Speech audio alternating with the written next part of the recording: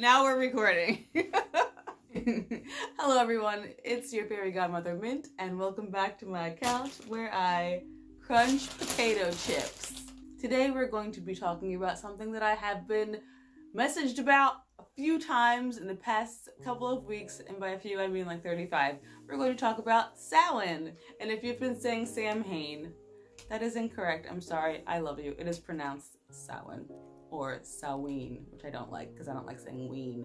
Samhain is a pagan holiday that is usually celebrated October 31st to November 1st. It is a wonderful feast of fire and mulled wine and communing with the dead. It's a beautiful time. It's a really wonderful time. It has been modernized into Halloween, but it does retain a lot of the same traditions that people have been celebrating on Samhain for a very long time. Basically, it's just celebrating the end of summer. Summer's over. It's literally what Samhain means, end of summer, and the beginning of the dark half of the year, which is also known as the Witch's New Year. Summer is over, that time is over, it's great. Now we're coming into a new spiritual year starting with November 1st. Traditionally, people would be feasting and drinking lots of beer for like 9 days. There was like a 9-day festival that some people celebrated that you just drank for 9 days. And if you were violent or used your weapons or anything during that time, your sentence was death. Like you would literally be killed. It's a time where you're celebrating the harvest. The harvest is over.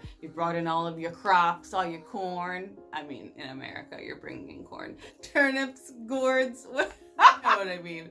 You've already brought in all the things that you've been growing all year. You're stockpiling up for the cold winter months that are coming ahead, and you're celebrating your hard work. You're celebrating everything that you've worked for all the half of the year that you were working hard in the fields. This is also the time where the veil between the worlds is the thinnest. So when people say that, I'm sure you hear it all the time, it means that there are, I'm gonna get real sci-fi on you real quick. Say there are different dimensions existing aside from ours, just right next to ours, just a small thread in the world. If you open up this little window and here's another world right here, right next to ours, but you can't see it because there's a veil between it, because we can't sense it, or because our minds aren't ready or able to see these other things, these other worlds, although some of us do have that ability. A lot of people don't. We're just like, it's like having a small shield over our eyes and we can just see everything that's here and now. But during Samhain, during this time of month, the veil is thinner and spirits and fae and creatures of other kinds can seep through into our dimension or our world and commune with us and talk to us and take our souls. So there are a lot of things that you can do to protect yourself in the situation. But before we start talking about protecting yourself, this is not a creepy time of year. I know that people think that Halloween and Samhain are scary and creepy and, you know, frightening because of ghosts and ghouls and goblins and things of that nature, and getting dressed up as ugly, gross, murdery things and all of that. The reason why people originally put costumes and masks on during this time of year is to frighten any malevolent spirits or malevolent fae from taking you, murdering you, or just stealing your babies. That was what that was about. So if some monster is coming into your town, what are you going to do? You're going to be a scarier monster and scare it away, or you're going to be another monster so that you're disguised as something else so they don't want to steal you. That's why costumes for Halloween. So aside from the whole creepy mask thing, people like to cook meals and have a huge feast during Samhain.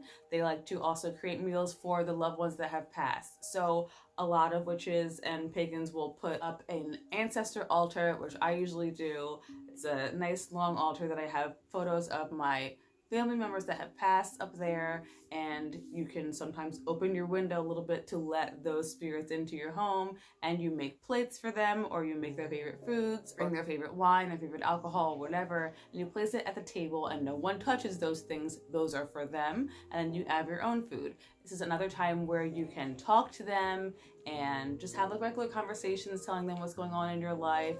You know, little Jimmy's growing up, and little Susie, you know, she lost another tooth or whatever.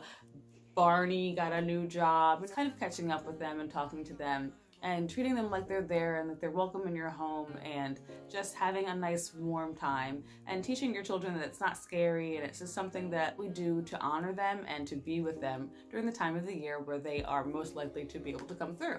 This is also why people like to hold seances and play with their freaking Ouija boards around this time of year, because it is easier for, like I said, for spirits and other entities to come and see us at this time. This is them coming through. This is the veil is right there, and oh, they made it. They're here. So hello, Aunt Jemima, whatever. Another thing that people like to do during Samhain is to put out treats or offerings to the Fae or the fairies, who will also be walking through. Now, if you're someone like me who is a part of the fairy faith, then Fae encompasses anything that isn't human. So when I say Fae, that's what I mean.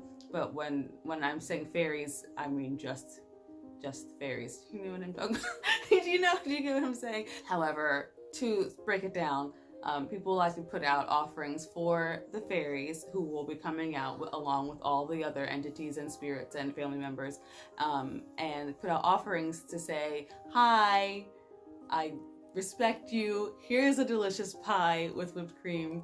Please don't harm my family tonight. Thank you.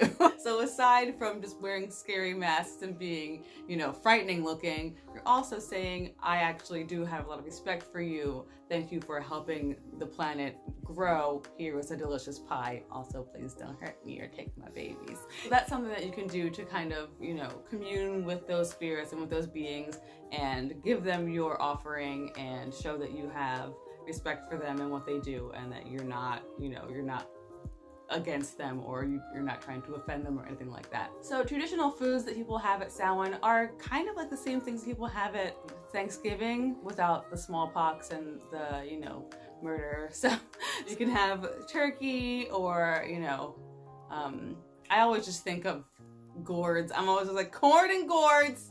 Bread, grains, lots of berries and nuts, a cornucopia full of pumpkins and, turnips and potatoes, stuffing, cranberry sauce, quails, just various pies,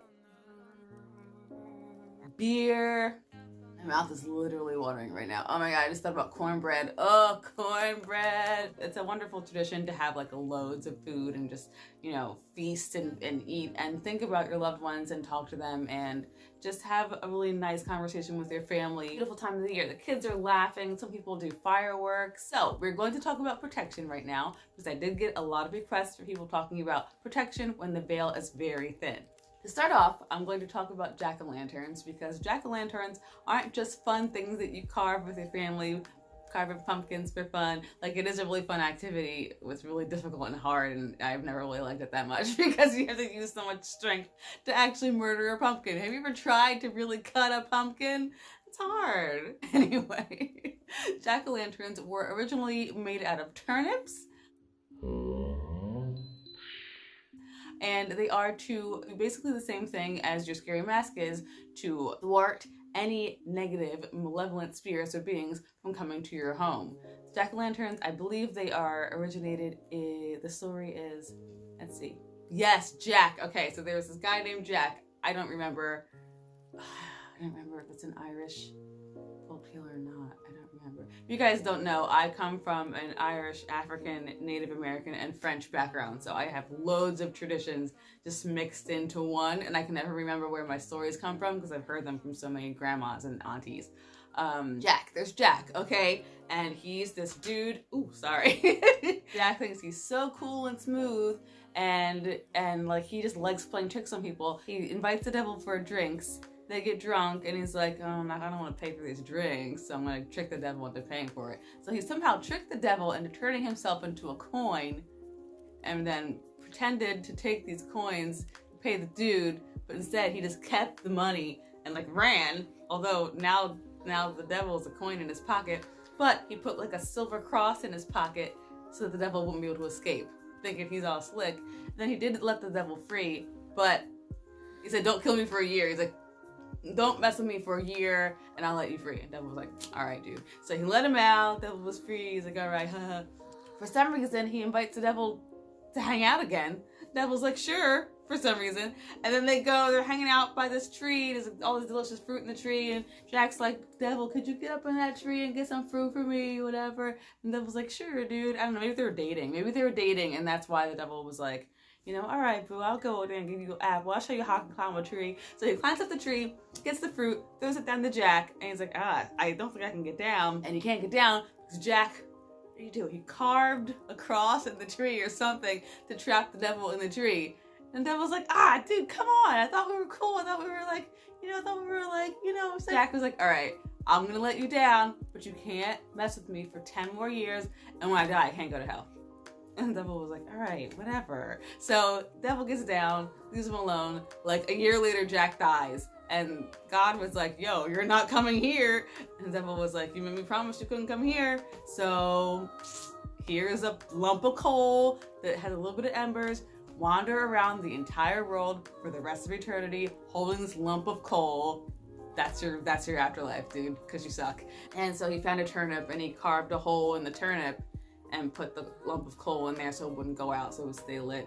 And then he just wandered the world with his turnip forever because he was a jerk twice to the devil. Like, who does that?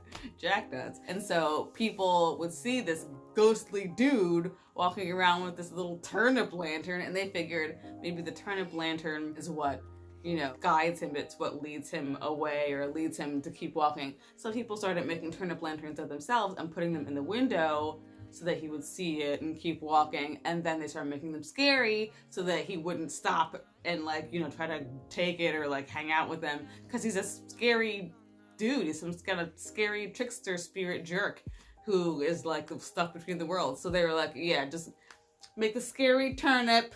Here you go. It's scary. Don't come here. It's scary. Ooh, Jack, just keep going. And so that's the history of jack-o'-lanterns. Once it came to America, people started using pumpkins because they last longer, because they're big, and you can carve some really great creepy faces into them. And then you put them out in front of your house in your window with a light in there, and you keep guiding Jack along. Just keep moving along, bro. Just don't come here because these scary pumpkins will murder you. So if you're someone who likes to carve jack-o'-lanterns, that is a wonderful way to keep your home protected from any malevolent spirits, as well as putting your scary mask in the window. Keeping candles lit in your home. Have a fireplace, light a fire in your fireplace, and it is customary to leave it burn until it goes out instead of putting it out yourself. You can also make a salt wash, which is basically just salt and holy water. You can just bless the water yourself. It's very easy to do. And put salt in it, mix it up. You can spray your front door, or you can spray your windows, spray your windowsills from the outside. Go ahead. Or you can just get a rag and you can wash it. Just wash your door. Go ahead and just wipe it down. Do whatever you want to do. Don't put salt in the grass or anything like that. It'll murder all your plants. But just your door, your windowsills, you are protected. You can also get some black tourmaline or jet or onyx. Basically almost any black stone. I would not use obsidian, however, because obsidian is reflective, it's mirrory. That's great for trapping spirits, but we're not trying to keep them, we're trying to get rid of them. So put them on your door ledges around your home. Another great tip is to just not summon any spirits, not to use any Ouija boards. Be careful with what you say. Don't invite anything in that you don't want in. Use specific names if you are calling on your ancestors. Use their names, visualize their face, be very clear, be very concise with what you're saying. And if you don't have knowledge about these sort of things, or if you are frightened, if you are scared, if you are unsure, just don't do it. Just don't do it. Just have some delicious food, have some pie, talk to your friends, call your mom and ask her about, your grandma, and talk about, how she was when she was younger. Just have good conversations, have a good time, bake food, drink wine, have a nice evening. You don't have to commune with any spirits if you don't want to. You can completely seal your home and be protected and just pet your dog and have a great day. You know what I mean? Don't start nothing, won't be nothing. You know what I'm saying? If you're interested and you want to try something out, protect yourself. Wear protective jewelry, protect your home, protect your space, and cleanse afterwards. Always close doors. If you have opened up a Ouija board, close the door when you're done. Opening up clockwise, closing counterclockwise. Cleanse your space. Keep it clean. Don't let anything residual hang in your home when you are done. Have a beautiful holiday and then be alive when it's over. Okay, that is all I'm going to talk about for today.